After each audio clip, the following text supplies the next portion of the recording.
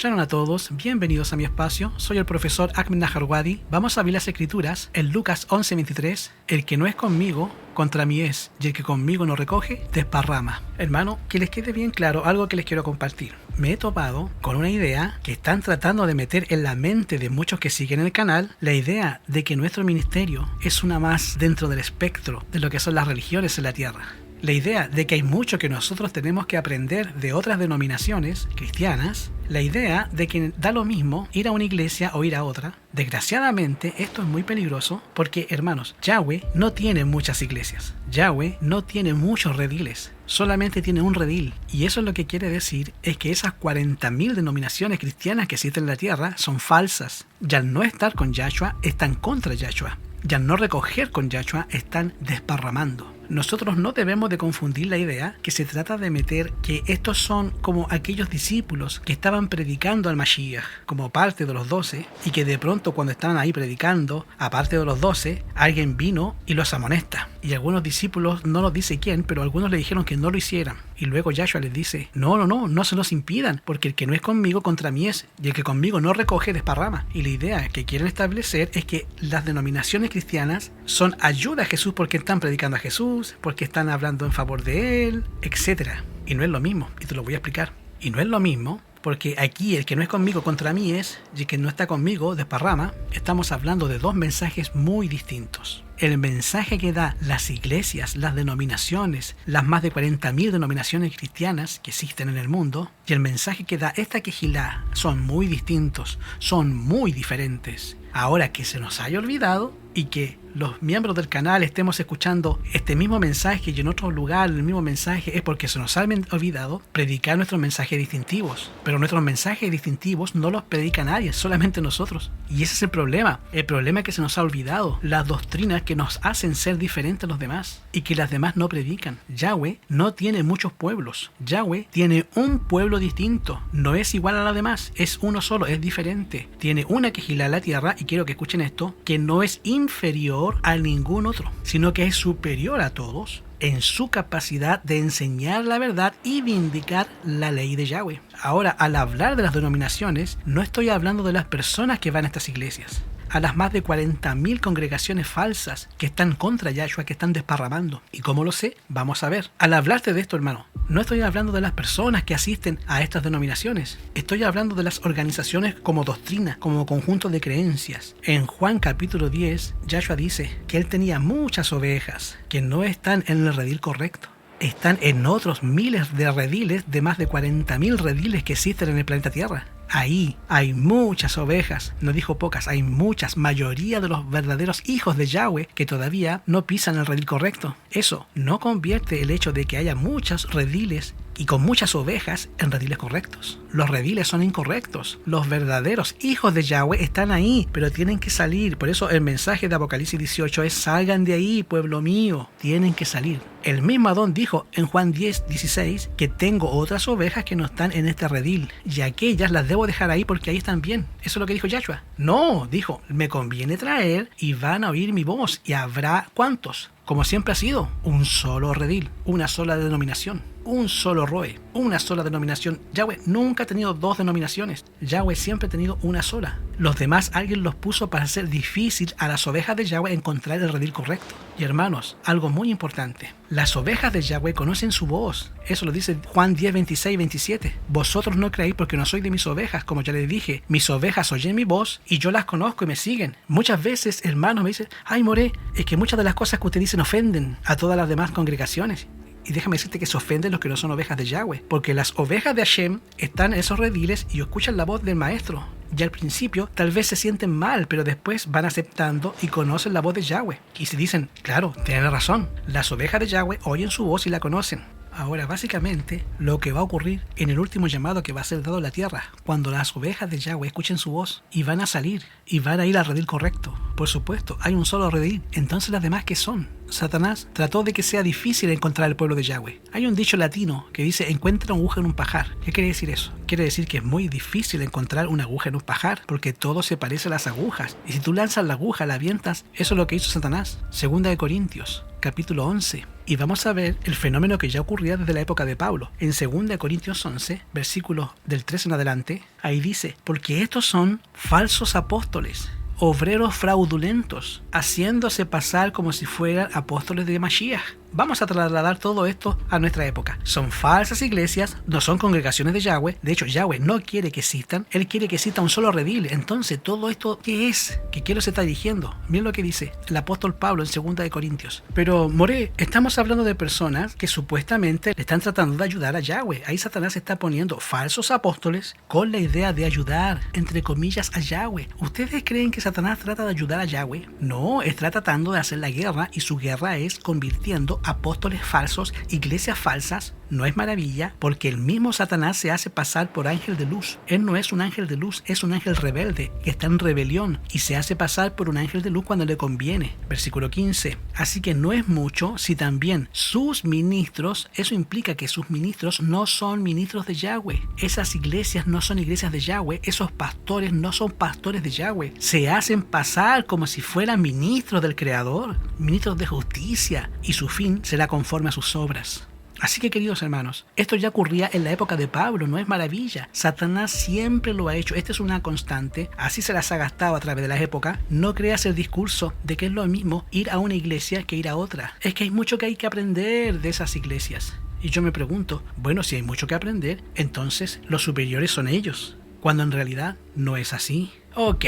El final de los 2300 tarde y mañana, de acuerdo a Daniel 8:14, hasta 2300 días de tarde y mañana, el santuario será purificado. ¿Qué quiere decir?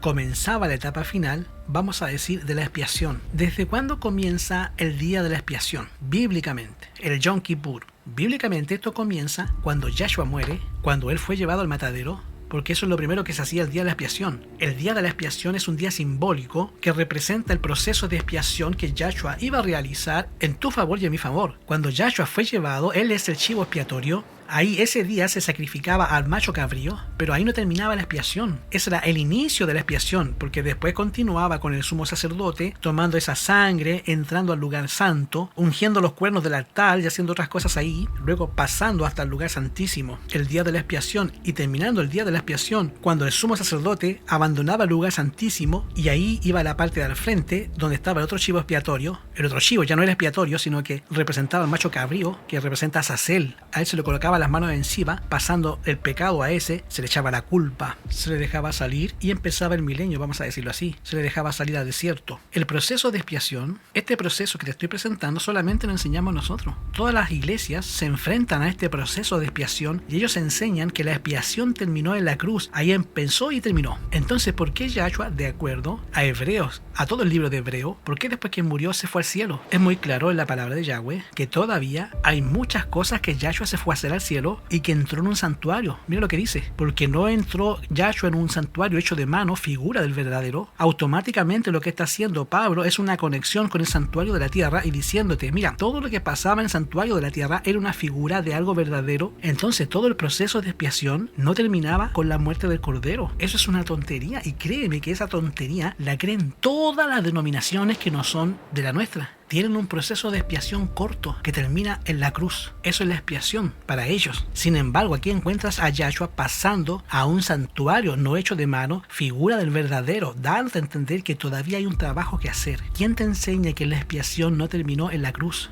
Solamente nosotros. Ese es nuestro mensaje distintivo. Para empezar, uno de los muchos mensajes distintivos. ¿Quién te enseña de esas 40.000 denominaciones que en la cruz no termina la expiación? Que la expiación continúa después de la muerte de Yahshua, con su ascensión a los Shamaín al cielo. ¿Quién te enseña eso? Porque Yahweh le ha dado a este pueblo luz que no se la ha dado a nadie.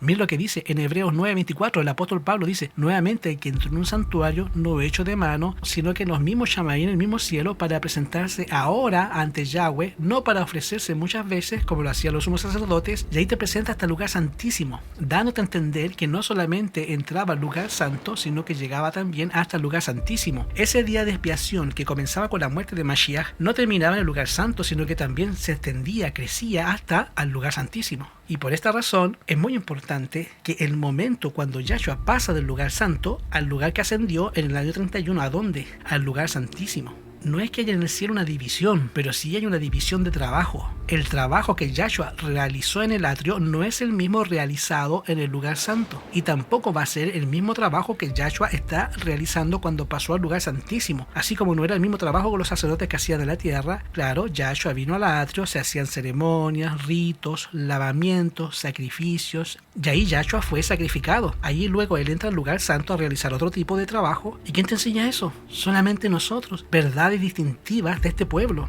Pruebas hay muchas. Mira, el mismo libro de Apocalipsis. Este libro es un libro basado en el santuario. La primera parte del libro de Apocalipsis, el Apocalipsis está dividido en dos. Mira, Yahshua ya ascendió al cielo y en el Apocalipsis capítulo 1 ya aparece Yahshua entre los 7 candeleros de oro. ¿Y dónde estaban los 7 candeleros? Que es una referencia. ¿Dónde están? En el lugar santo. Recuerda, Juan está escribiendo por el año 100 de nuestra era y Juan empieza a ver y Juan te dice que Yahshua está en el santuario y está entre los 7 candeleros de oro. Pablo nos dice que él era sacerdote, de acuerdo al orden de Melquisedec, ya nos dijo que entró en el mismo cielo. En el año 31 Yahshua se va. El ministerio de Yahshua, el día de expiación, el Yom Kippur largo, en el representado del Mashiach, cuando él muere en la cruz, es ese día de expiación, ahí empieza. Cuando matan al cordero, porque el chivo expiatorio no le ponía las manos, ese era solamente hasta el final, porque ahí la sangre llevaba limpia hasta ese lugar, y el macho cabrío representaba a Mashiach. Ese macho cabrío comenzaba la expiación, y así vino Yahshua a ser ese macho cabrío. Él vino a ser ese cordero. Juan el Bautista lo identificó y dijo, él es el cordero de Yahweh. Aquí comienza la expiación. ¿Cuáles fueron las palabras de Juan el Bautista? Este es el cordero de Yahweh que hace, que quita el pecado del mundo. ¿Y qué crees que es la expiación? La expiación es quitar el pecado. ¿Y cuándo comenzó? Este es el que viene a hacer la expiación. Entonces el chivo expiatorio muere y ahí comienza el proceso. ¿Y qué sigue? Que Yahshua entra al santuario, no hecho de manos, y eso es lo que el mismo Pablo dice, que entró en un santuario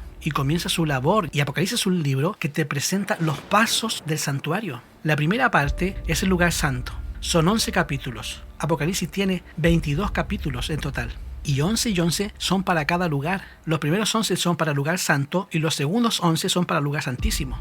Esos son los 22 capítulos. Los primeros 11 capítulos te cuentan 3 veces la misma historia. ¿Cuántos muebles había en el lugar santo? 3 muebles. Y cada mueble es la introducción para una de las historias de 7 que se encuentran en el libro de Apocalipsis. Las primeras historias de 7 son las 7 iglesias. Y el mueble introductorio es el candelero. Por eso aparece en el capítulo 1, versículo 12, aparece Yahshua ministrando en el candelero. Entonces te cuenta la historia de las 7 Kehilot, las 7 iglesias. Y luego la siguiente serie, que sería la serie Un trono en el lugar santo. Y en el trono se sientan 2 personas, 2 asientos en el trono. Eso también lo vio Esteban. Cuando Esteban iba a ser apiedrado, dijo, veo los cielos abiertos y veo al Hijo del Hombre que está sentado a la diestra del Padre. O de pie a la diestra del Padre. Y ahí encontramos un trono doble. Y de paso, Salmo 48 nos dice que el trono está al norte, y Apocalipsis, del 1 al 5, vamos a encontrar que aparece el único mueble que se encontraba hacia el norte era la mesa de los panes de la proposición, que tenía 2 asientos, 2 pilas de panes. Por eso Yahshua dijo alguna vez, yo soy el pan vivo que ascendió al cielo. Y vas a encontrar que delante del trono del cielo están los 7 candeleros de oro. Cuando tú te vas al santuario, el único mueble que estaba enfrente de los candeleros era la mesa de los panes de la proposición. Por eso que la mesa de los panes de la proposición es el trono del lugar santo. Ese es el trono del lugar santísimo y es un trono que tiene 2 asientos, donde se sienta el Padre y el Hijo. Apocalipsis capítulo 8, cuando comienza las 7 trompetas. Y falta el otro mueble. Apocalipsis 8.3 te presenta el ministerio en el altar del incienso. Entonces, nota cómo las iglesias, las 7 iglesias, vamos a decir, su mueble introductorio es el candelero. Los 7 sellos, su mueble introductorio es el trono. En este caso, la mesa de los panes de la proposición. Y las 7 trompetas, su mueble introductorio es el altar del incienso, el altar de oro. Y Apocalipsis 18.3 empiezan las 7 trompetas. Ahí queda demostrado que Apocalipsis es un libro organizado de acuerdo al lugar santo hasta el capítulo 11. El último versículo del 11, o sea, ya se acabó la primera parte de Apocalipsis. El 11, el último versículo, antes de pasar al 12, ¿qué mueble crees que aparece? Se abre el santuario del cielo, el lugar santísimo, y aparece el arca del pacto, que es el único mueble del lugar santísimo, con lo cual demuestra que ahí comienza otra nueva faceta, y esa nueva faceta es un ministerio distinto al del candelero, al de la mesa, como el trono, o al del altar del incienso. Ahora tenemos un ministerio distinto. Este tipo de pruebas tú la encuentras en la palabra de Yahweh por todas partes. ¿Y quién enseña esto? Esta quejilá, la quejilá a la cual Yahweh le está dando luz. Y por eso quiero llevarlos, queridos hermanos, al fin de los 2300 días. Ustedes lleven esta visión a las últimas consecuencias. Aplíquenla a la realidad que estamos viviendo hoy, con 40.000 denominaciones cristianas. ¿Qué podemos decir de la iglesia bautista, metodista, adventista, presbiteriana, luterana? ¿Qué podemos decir de ese cristianismo? ¿Qué podemos decir que del judaísmo? Si te hago una pregunta, ¿el judaísmo o los judíos todavía son el pueblo de Yahweh? ¿Todavía Yahweh les da luz? ¿La luz que tienen viene de Yahweh? Los judíos. Porque es muy curioso que muchos pastores todavía dicen, ¿qué dicen los judíos? ¿Cómo interpretan los hebreos este versículo? ¿Para qué quieres saber cómo lo interpretan los hebreos? De la manera que lo interpretan ellos en la Biblia, cuando vino Yahshua no lo reconocieron. ¿Para qué les pides a ellos interpretación? Son tan buenos interpretando que cuando vino Yahshua no pudieron reconocerlo. Yo creo que son pésimos intérpretes. Ni siquiera hay que preguntarles porque mejor te desvían. Te van a echar a perder los tacos. Yahshua avanza en la luz que está derramando. Él esperaba que los judíos recibieran a Yahshua y avanzaran con él, del atrio al lugar santo. Y la mayoría no lo aceptó, solamente avanzaron unos poquitos. Por eso Yahshua dijo, a los suyos vino y los suyos no lo recibieron. Pero a los que la recibieron, a los que creen en su nombre, a esos los convierten en hijos e hijas de Yahweh. Entonces sí, la primera quejilá eran judíos cristianos, porque eran judíos que habían aceptado a Mashiach, pero era muy poco comparado con todos los demás que no habían aceptado a Mashiach. Después se cambiaron el nombre, ya se quitaron la palabra judío, la quitaron y se llamaron nada más que cristianos en honor a Constantino, el que creó esa iglesia. Vamos a ver la visión. Vi un trono, se sentaba el Padre y el Hijo. Ese trono del lugar santo es la mesa de los panes de la proposición. Ahí está el Padre, está el Hijo. Es el único trono doble del santuario, porque el altar, vamos a decir, el arca del pacto no es un trono doble. Entonces, ubíquense, estamos en el lugar santo, estamos delante del trono de Yahweh, está el Padre, no se le puede ver porque tiene una luz gloriosa que lo cubre, vemos a Yahshua que está ahí a su derecha y estamos en la visión. Delante del trono se ve al pueblo de Yahweh, a la Kehilot y al mundo. O sea, ahí están todos, ahí está toda la tierra. Está la iglesia, están todos los cristianos en general, bautistas, adventistas, metodistas, las 40.000 denominaciones están ahí. Y está el mundo, todos los demás. Ahí están delante del trono de Yahweh. Hay dos compañías muy especiales. Esas dos compañías, los de mero enfrente, por ejemplo, es una que está postrada ante el trono. Esos son los que están adorando en el trono, en el lugar santo, profundamente interesados, mientras que hay otros que no manifiestan interés y permanecen de pie, indiferentes. Los que estaban postrados delante del trono elevan sus oraciones a Yahweh y miran a Yahshua. Y Yahshua mira al Padre y parece interceder. Ese es el trabajo del lugar santo. Una luz se transmite del Padre al Hijo y de él a la compañía que oraba. ¿Quiénes son los que reciben la luz? Los que están interesados, un grupo que están interesados, que les interesa la salvación, que les interesa, que se ocupan de su salvación con amor y temblor. Y ese grupo de personas están postrados delante del trono y Yahweh les manda luz. ¿Se la mandó a todo el mundo? No, se la mandó solamente a los que están interesados. Y ese grupo que está interesado, que están ahí, reciben entonces esa luz, una luz excesivamente brillante, que procede del Padre hacia el Hijo y del Hijo ondeabas al pueblo que está delante del trono, los que están interesados, pero pocos recibían esta gran luz. Entonces, ¿quiénes reciben la gran luz?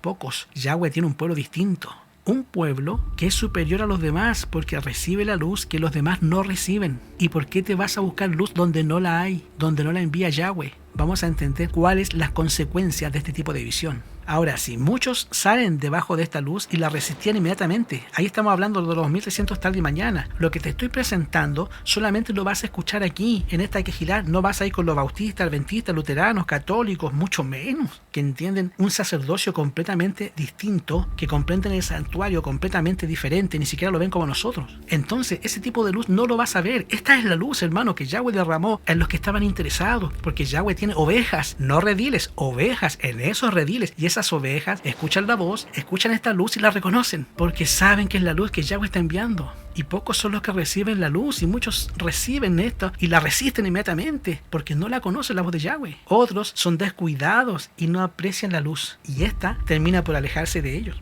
Ahora hay algunos que aprecian el mensaje, algunos se acercan con la pequeña compañía que ora y sus rostros brillan con la gloria de la bendición de Yahweh y avanzan con la luz que te van a presentar. Y los cristianos están muy separados de los judíos en luz, porque los judíos se quedaron con la luz que había hasta el Antiguo Testamento. La luz vino al mundo y ellos amaron más las tinieblas que la luz y se quedaron ahí. Es que los judíos tienen mucha luz. Sí, ahora vamos a ver de dónde viene la luz. Yahweh tiene un pueblo distinto a cual le ha dado luz que nadie más tiene, una capacidad de enseñar la verdad que nadie más tiene. Este grupo de personas que reciben cuando Yahshua pasa del lugar santo, a los que creen en su nombre, les dio la potestad de ser llamados hijos de Yahweh. Ahora los hijos de Yahweh ven la luz y avanzan con ella, y esta luz los va convirtiendo en enseñanzas que nadie más tiene. Esa es la enseñanza distintiva de nosotros que no tiene nadie más.